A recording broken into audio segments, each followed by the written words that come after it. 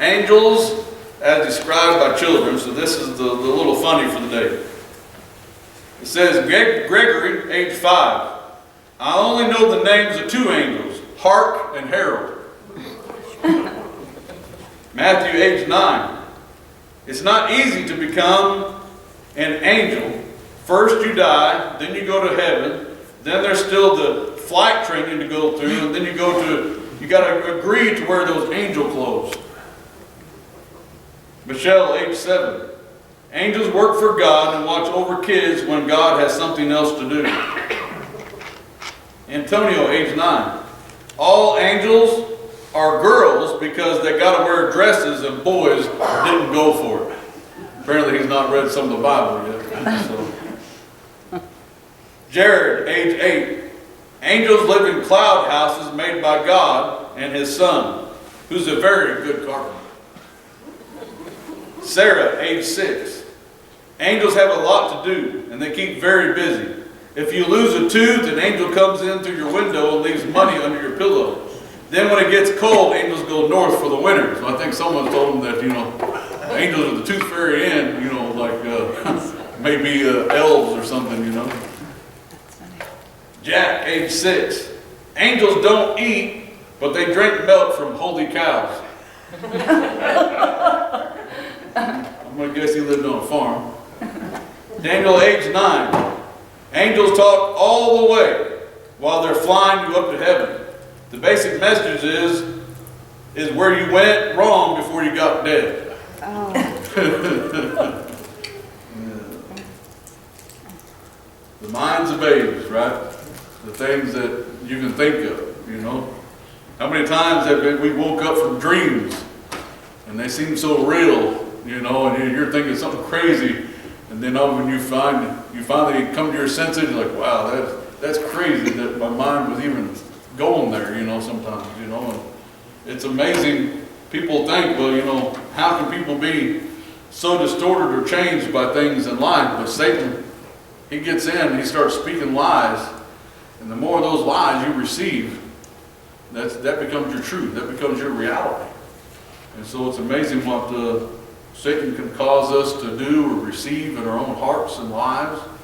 And it's amazing that as we get deeper in the Word, the more we allow God in to transform us, how much He can change us, and how much more we can begin to love and to receive other people, it just changes who we once were in sin, how God changes us through that grace, and how we begin to change and transform our own selves. And I know I've changed my stance on things and other people back in the day as I'm not as hateful as I used to be, I guess you might say, And so God keeps transforming me all the time. Turn your Bibles to Judges. Judges chapter 6. Let's see what I want to use.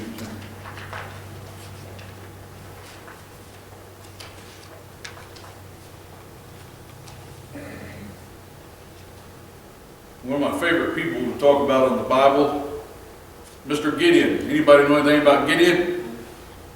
He's one of my favorite people. I just love the story of Gideon. In Judges 6, verse 1, it says the Israelites did evil in the Lord's sight. So the Lord handed them over to the Midianites for 7 years. The Midianites were so cruel that the Israelites made hiding places for themselves in the mountains, caves, and strongholds. Wherever the Israelites planted their crops, marauders from Midian, Amalek, and the people of the east would attack Israel, camping in the land and destroying crops as far as God. They left the Israelites with nothing to eat, taking all the sheep, goats, cattle, and donkeys. These enemy hordes coming with their livestock and tents were as thick as locusts. They arrived on droves of camels too numerous to count, and they stayed until the land was stripped bare. So Israel was reduced to starvation by the Midianites. Then the Israelites cried out to the Lord for help. When they cried out to the Lord because of Midian, the Lord sent a prophet to the Israelites. He said, "This is what the Lord, the God of Israel, says. I brought you up out of slavery in Egypt. I rescued you from the Egyptians and from all who oppressed you. I drove you out of your enemies and gave you your land. I told you I'm the Lord your God, and you must not worship the gods of the Amorites, in whose land you now live, but you have not listened to me. Then the angel of the Lord came and sat beneath the great tree of Oprah, which belonged to Joash the clan of Abazir. Gideon son of Joash was threshing wheat at the bottom of a winepress to hide the grain from the Midianites. The angel of the Lord appeared to him and said, Mighty hero, the Lord is with you. Sir, Gideon replied, if the Lord is with us, why has all this happened to us? And where are all the miracles our ancestors told us about? Didn't they say the Lord brought us up out of Egypt? But now the Lord has abandoned us and handed us over to the Midianites. Then the Lord turned to him and said, Go with the strength you have and rescue Israel from the Midianites. I am sending you. So let's stop there for a minute. So here, the Israelites they started worshiping the wrong thing, right? In this land, they started worshiping other things. And because of that, then God just allowed these other people to come in and destroy them. And they were spread. I mean, it says that it got so bad they're living in caves. Has anybody here had to live in a cave? Has anybody slept overnight in a cave? You can do that. I mean, I don't know if anybody's done it or not. All right. And then it said that when they came through, has anybody saw their land just totally stripped, nothing left? I've seen it get so bad. When I was a kid, I remember it got so bad that the yard everywhere at one of our second house, the yards were so bad everywhere, everything was just brown. The drought was so bad, everything was brown. And then we had footings dug, and the footings where the mud was, that was so cracked, everything was just cracked everywhere. But I mean, every field, everything as far as you could see was just brown, total brown. And then I also remember then finally, all the neighbors got together and decided the best thing to do is to burn all the yards off. So they had like National Burn Your Yard Day down our road, and everybody lit their yards on fire. And of course, I love fires, but you'd be out there, and well, then the winds started blowing at the end of the day, and they jumped across the creek and everything. And you're trying to help the neighbor put out his fire so it don't take over the next neighbor's 80 acres that wasn't burning their field, and it became quite the fiasco, right? So that's the only thing that in my mind that I can see. I've seen cicadas real bad one time. The cicadas be so bad that you see the side of the house just totally covered with cicadas. And if you don't know, apparently we're having 2 different years of crops of cicadas going to come up. So it's supposed to be like probably the worst we've seen in, I don't know, years and years, right? And so that's something to look forward to. If you're a bass fisherman, all you got to do is take a hook and just catch some cicadas, put the hook right behind the butt. You got to put it in the butt because they just come up. They don't eat the head. They just suck the butt. That's where the good stuff is. And so you just put a hook. I found that out the hard way because I used to always hook them in the head, go out fishing, and they'd come up and I'd set the hook, nothing's there. But all the time the butt was sucked out. So you just start hooking them through the butt. And you start catching fish that way. And so we had a great year fishing that year. Topwater was awesome because all them cicadas fall in the water and they're like this. And here they come up. You just see them go. And you just see heads floating, but they're just coming up and just sucking the butts out of them. I think Dad said when he was over in Korea, all the Asians over there would sit with funnels, and they had funnels were full. They'd see them like this, and you wonder what they were eating, and it was snails. They just had these funnels full of snails. And just throw them shells out. It's like a delicacy, you know what I mean? And so bass love them cicadas, but man, your ears are going to be buzzing. I mean, they're so loud, And so there's pestilence, that they've dealt with. But I mean, this was so bad that everything was gone, and all these other people moved in, and they take over everything. Has anybody ever move in on your land and take everything of yours and pick it clean? I never experienced anything that bad. No. People have had people come and squat in their houses, right? Like they leave their house and people come and squat. That's pretty bad in my opinion, but this is worse than that. What's happening here to the people of Israel, right? This is really bad. And then it says the angel of the Lord came and sat beneath the tree, a great Ophrah, which belonged to Joash, the clan of Abazir. And so you kind of think, well, why didn't he just come and speak in a bush? Why didn't he come by a big cloud? Why didn't he just thunder, Gideon, I'm God. I'm calling you to be this great leader. Why don't, it just says he sent a guy. He sends his angel or whatever it is. Angel or God comes in human form, sitting underneath this tree. What do you think that is? Because what does God want to always engage in us? What does he want engaged inside of us? He wants us to step out in what? In faith. And so, I think, instead of just coming to speaking to him in this mighty way, he sends this man to speak to him, telling him, hey, God's chosen you to lead the people. Go free them. He said, go with strength you have and rescue Israel from the Mennonites. I am sending you. Now, another reason is, why do you think he chose him? Why do you think he chose him and not some great Olympic goddess? Why did you choose Gideon? If I'm going to choose somebody to lead my army, I'm going to go and find those number one Olympic. I want like a decathlon athlete. You know what I'm talking about? You know what a decathlon is? Where they got to swim like 40 miles, they run like 40 miles, and they bicycle 40 miles, and they finish that. And I'm like, man, you're one heck of an athlete if you can do that. You know what I mean? I'm a decathlon athlete. I try to, I'll walk for 5 minutes, I'll eat for 5 minutes, and I'll sit in my chair for 5 hours. That's a whole different decathlon, you know what I mean? And, but I mean, there's a crazy athlete. I mean, I want somebody crazy athlete. I want somebody that, you know, he has the people behind him, you know what I mean? Like, I want the heavyweight boxing champion of the world. That's who I want to lead my army, you know what I mean? That's what I'm looking for. I'm looking for a decorated general, somebody that's already been through things. They've seen things. They know how warfare works. But no, he goes and he picks Gideon out. He picks Gideon, of all people. And what is Gideon? He's kind of lowly and humble. Now, what does God call us to do? In the New Testament, what are we supposed to be like? Does God want us to be full of pride and full of ourselves? He said we're supposed to be what? Like, it starts with the S word. We're supposed to be like slaves. And that's a word no one likes to talk about, right? That's taboo. Oh, we can't use that word nowadays. We can't use the word slave.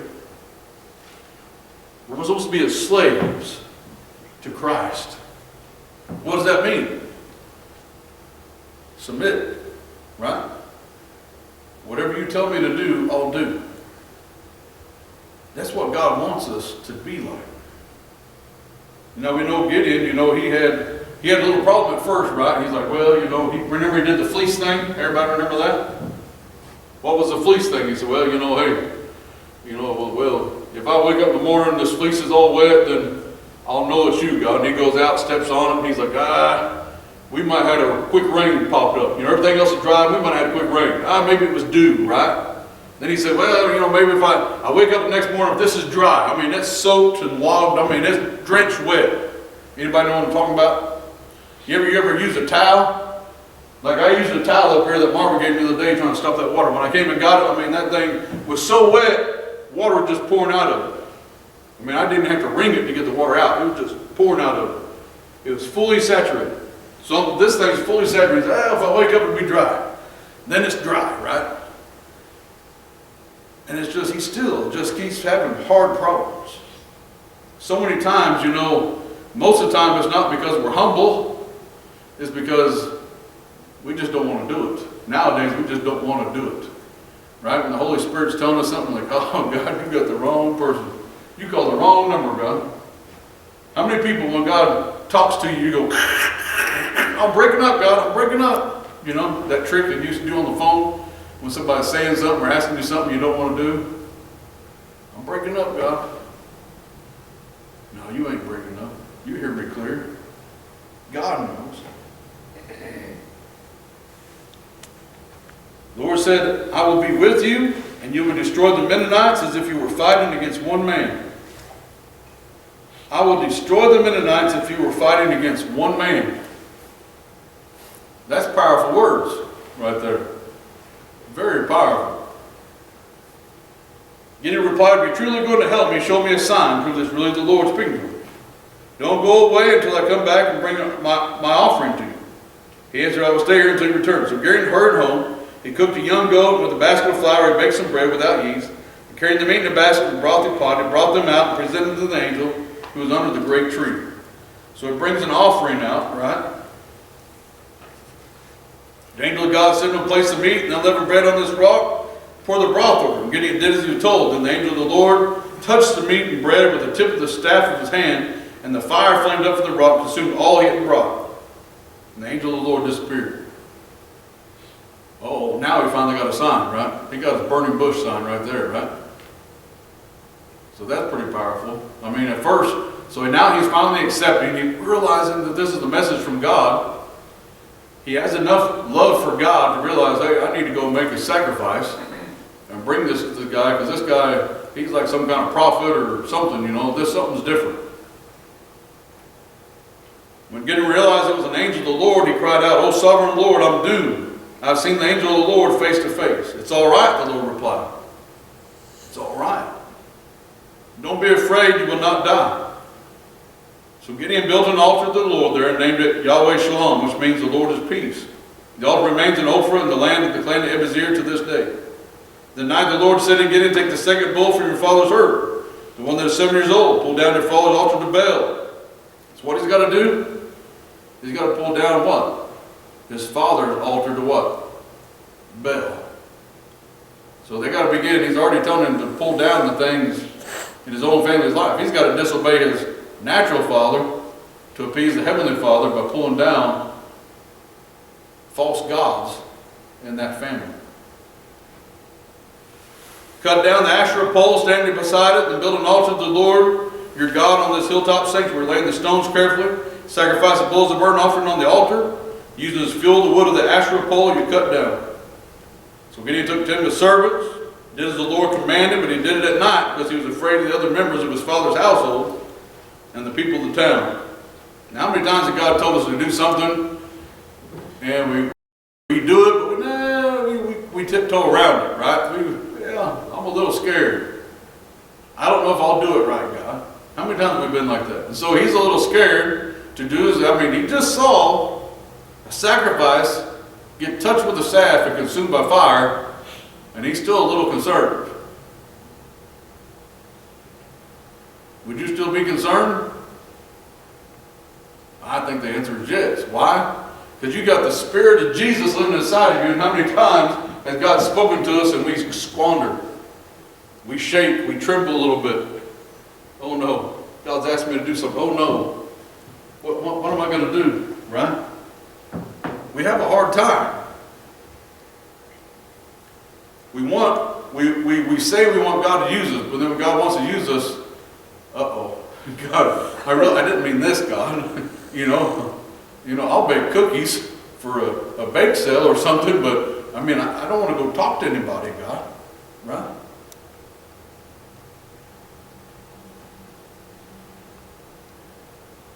So he does this at night. Earlier the next morning, the people of the town began to stir. Someone discovered that the altar of Baal had been broken down, and the Asherah pole beside it had been cut down. In their place, a new altar had been built, and on it were the remains of the bull that had been sacrificed. The people said to each other, "Who did this?" And after asking around, making a careful search, they learned that it was Gideon, the son of Joash. "Bring out your son," the men of the town demanded of Joash. He must die for destroying the altar of Baal and for cutting down the Asherah pole." But Joash shouted to the mob that confronted him, "Who are you defending, Baal? Will you argue with this case? Whoever pleads this case will be put to death by morning. If Baal truly is a god, let him defend himself and destroy the one who broke down his altar." Wow, good advice, right? That's really good advice right there. From then on, Gideon was called Jerubbaal, which means let Baal defend himself, because he broke down Baal's altar. Soon afterward, the armies of Midian, Amalek, and the people of the east formed an alliance against Israel, crossed the Jordan, and camped in the valley of Jezreel. And the Spirit of the Lord clothed Gideon with power. He blew a ram's horn as a call to arms, and the men of the clan of Zir came to him. He also sent messengers throughout Manasseh, Asher, Zebulun, Naphtali, summoning their warriors and all of them that responded. Then Gideon said to God, "If you're truly going to use me to rescue Israel as you promised, prove it to me in this way. I will put a wool fleece on the threshing floor tonight. If the fleece is wet with dew in the morning, but the ground is dry, then I will know that you are going to help me. rescue Israel as you promised. And this is just what happened. When Gideon woke up the next morning, he squeezed the fleece and wrung out a whole bowl full of water. Then Gideon said to God, please don't be angry with me, but let me make one more request. Let me use the fleeces for one more test. This time let the fleece remain dry until the ground is wet with dew, so that that night God did as Gideon asked. The fleece was dry in the morning, but the ground was covered with dew. So Jerubbaal, which is Gideon, and his army got up early and went as far as the spring of Harod. The armies of Midian were camped north of them, in the valley near the hill of Moreh. The Lord said to Gideon, you have too many wars with you. If I let all of you fight the Midianites, the Israelites will boast to me that they saved themselves by their own strength. Therefore tell the people who are either timid or afraid may leave their mountains and go home. So 22,000 of them went home, leaving only 10,000 who were willing to fight. But the Lord told Gideon, there are still too many. Bring them down to the spring. I will test and determine who will go with you and who will not. When Gideon took his warriors down to the water, the Lord told him, divide them into two groups. In one group put all those who cupped water in their hands and lap it up with their tongues like dogs. In another group put all those who kneeled down and drank with their mouths in the stream. Only 300 of the men drank from the hands. All the others got on their knees and drank with their mouths in the stream. The Lord told Gideon, with these 300 men I will rescue you and give you victory over the Midianites. Send all the others home. So Gideon collected the provisions and ram's horns and the other warriors and sent them home, but he kept the 300 men with him. Now, how many of you people, if you got to this point, you would say, well, God, it was good. It was good while it lasted, but, you know, we just ain't got enough, so we're going to go. I mean, I don't know. If I was there, I'd probably just go, yeah, I'll go and look at the camp, the enemy camp, but once I see the numbers, I'm like, yep, it was nice, but, yep, I guess we're going home now, boys.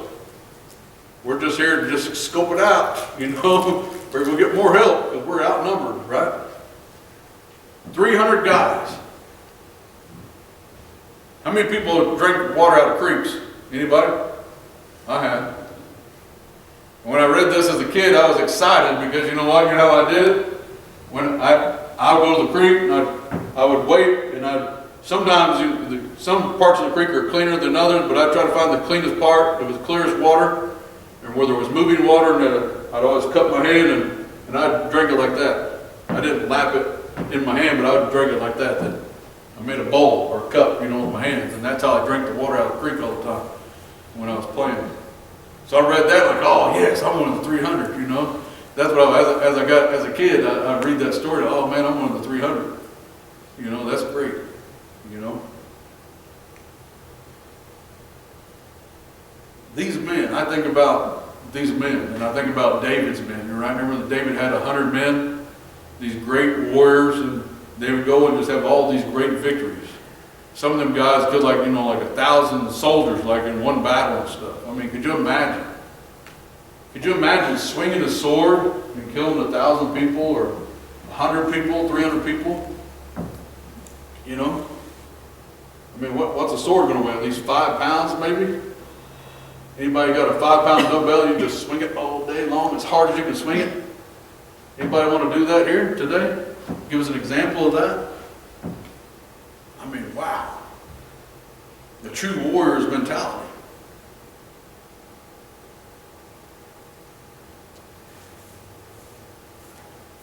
It's just mind-boggling to me that Gideon, he gets this far and he's able to continue on. He's able to keep on going on. I don't think he was just, he wasn't just any regular old peasant guy. I think he really had a heart for God. I think that's why God chose him. He had a heart for God. He wasn't full of pride. If he would have chose the great general with all the badges, when he told all those men to leave and they left, and he saw the numbers, and God was speaking to him, he goes, no. He would go by numbers. Generals, they go by numbers, right? They go by the facts that they have. They go by the terrain that they're on. If the terrain does not fit their narrative, then no, they keep retreating until they find land which they can defend or attack from, right? That's what a good general does. But this man was just an obedient servant. He's like, as the New Testament calls, we're supposed to be a slave to Christ, being obedient to God. Everybody here, is it easy to be obedient? Is it very easy?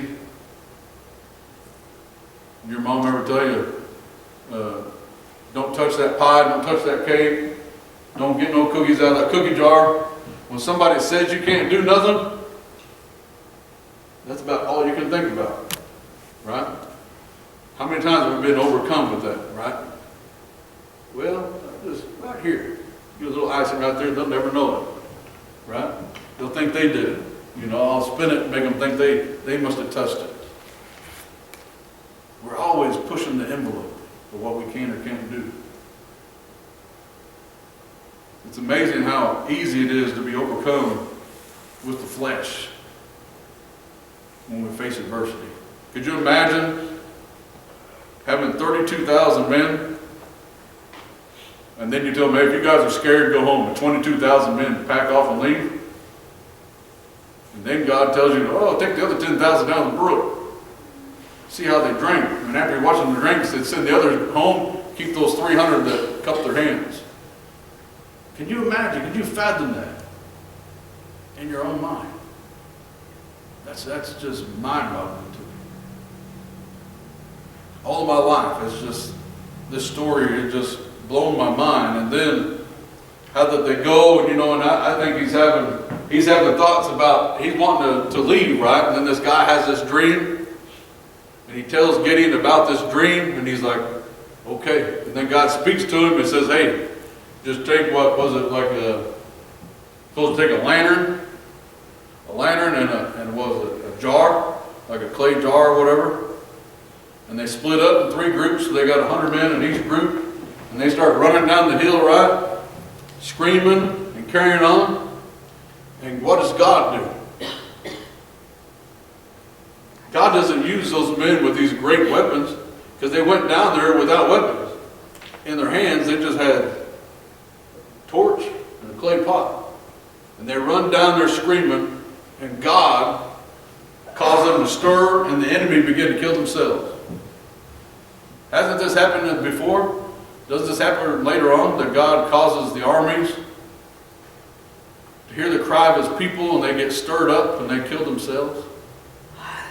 You got over 100,000 men facing 300 guys. And 300 guys just being obedient to God. Defeated and crushed that enemy. If you'll just be obedient to God, the odds. What are the odds? Anybody got a calculator? Where's the professor at? I've heard different claims of what it was. It was over 100,000 men. But just do for giggles, do the math. 100,000 to 300. What are the odds? What's the difference there? What's the percentage? 1 to 1,000, something like that. 1 to 1,000. Isn't that pretty amazing? Man, who else would do that? But if you're obedient to God, think about the magnification in which God is in your corner, saying, I'm going to bless you. Remember, the angel told him it's going to be like as if you're fighting one man. That's what the angel told him. It'd be like you're fighting just one man. But in the natural realm, you're going, God, we're facing over 100,000 men with only 300. In the natural realm, God, this is impossible. In the natural realm, God, we can't do this. God, we can't do this. But he was still fluctuating a little bit in and out. And then he gets that, another man has that dream, and all of a sudden he gets brave again. He says, okay, we can do this. And God speaks to him, tells him what they're supposed to do, and all the other 300 men with him, they were brave enough. I think these men were just like Gideon, had the same heart of Gideon. That's what God was doing. He had to get rid of doubt and fear out of all the other people. He had to have men that were like-minded, that would be obedient. I think these 300 men were probably ones that, in society, we could say, everybody that's in church today, they'll say, well, we're the few. Look at us, we're the few. We're keeping up and we're doing what God's called us to do. And everybody else that ain't in church, they're not doing it. Well, that's not exactly true, is it? But a lot of times that's what we want to do. We want to fluff ourselves up, right? But you could say maybe those 300 were actually the 300 that never bowed down and never worshipped any of the other, never worshipped Baal or any of these other things. They continued in their faith with God. They were obedient to God the whole time.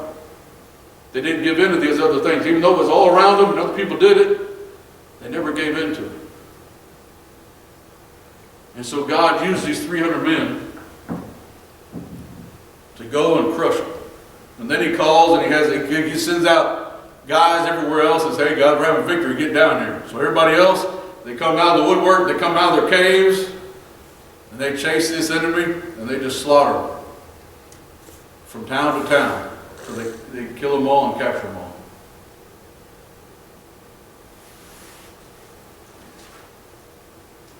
God, when he speaks to us and he's giving us a word, he's driving us or giving us a purpose towards something, I always try to remember the story of Gideon.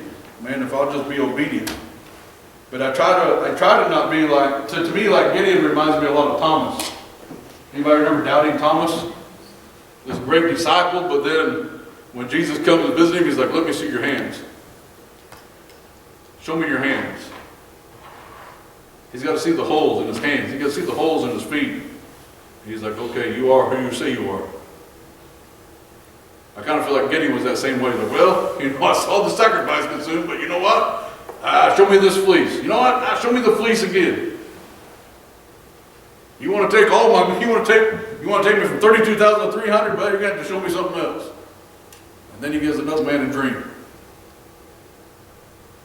You see, we spend all this time in our everyday walk with God, saying, well, God, prove it to me, God. Show me this, show me that. And back then, they didn't have much to go off of to read. I would say back then, most of the men couldn't read or write. I mean, you got to think about this time. They didn't have no radios, no TV. They didn't have all this stuff that we had at our disposal. It would just be one guy traveling, and every time some new guy would come into town, everybody would get around him. Oh, what town did you come from? Tell us about it. And it's just word of mouth. Sharing things about what's going on, whether good or bad. They can swing it however they want in their favor. But then they get people traveling around sharing about the good old days, sharing about Noah and all these different things. They would have these stories and they would just hold on to these things in their heart. And so for us today, we have tons of distractions all around us. You can say now that we've got the armies of like 130,000 against one of us. Because everywhere you look, advertisements on TV. If I watch the Western channel on the antenna, every single thing talks about what? Some pill or some kind of sickness. Everything. That's all it talks about. Andrew Womack says when he watches it, he has his remote, and as soon as it comes on, he pushes pause. Or he mutes it so you don't listen. And then he speaks against what they're talking about. He just speaks against the devil. It's just another attack of the enemy, right? Satan is using every avenue. You drive around, billboards are everywhere with all kinds of stuff. Magazines used to be all filled full of filth. You get online, there's all kinds of filth. There'll be all kinds of little advertisements. And your mind can get distracted, right? If whatever you speak, we can be at work, and all of us guys can be talking in the office in the morning, and one guy says, I'm thinking about going to Orlando for vacation. Another guy will open up his phone, and next thing he's got nothing but advertisement for Orlando, Florida. AI is listening everywhere to you. The devil is like the 130-something thousand. He's getting at you every which way he can. He's trying to infiltrate you with what? Fear, doubt, temptation. Everything is all around us at all times. Satan's always trying to attack.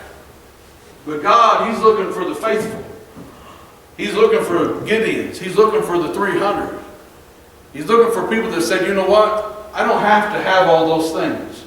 They don't define who I am. God, I want to be a slave to you. Meaning I want to be obedient to what your word says.